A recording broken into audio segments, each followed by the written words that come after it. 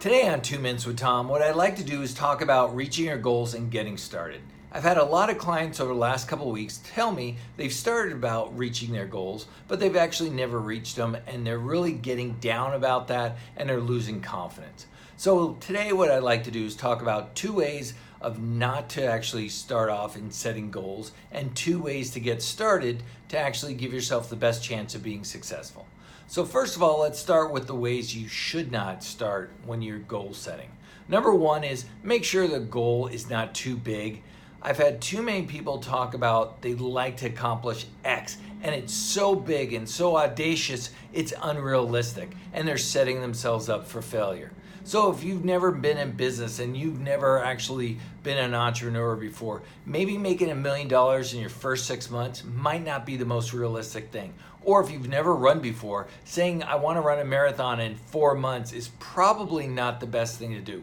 Start smaller, build up your self-confidence. Number two on the things you should probably not do when you're trying to set up a goal is understand your resources. Too many times people might even have a goal that's obtainable, but they don't understand their resources, where they don't have enough time, they don't have enough money, they don't have enough energy to actually put into reaching their goal. So be realistic with the goal size and also your resources. So a couple things to do when you want to be successful reaching your goals is be very clear and aware of what your goal is.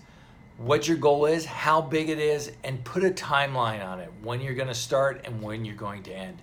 Understand all the different things about your goal and understand your why. Is it your goal or is it somebody else asking you to do this? If it's not your goal, you might not have the desire and determination as you would if it's your own. So make sure it's your own goal. Number two, check your resources. Make sure you have enough time, you have enough energy to put into your goal to realistically reach your goal. Number three is try to get a support system around you. There are going to be days where you're not going to feel like reaching your goal or going out and running or going to the library or making those cold calls or whatever it is that you want to shoot for, and having that support system to help you, to motivate you, to keep you accountable is really crucial. Now, people talk about why is goal setting so important. The reason goal setting is important is not only to reach your goal, but what it does for you. It helps build your self-esteem, self-worth, and self-confidence. So when you're talking about goal setting, you want to put yourself in the most realistic position to be successful. So make sure the goal isn't too big when you're starting out.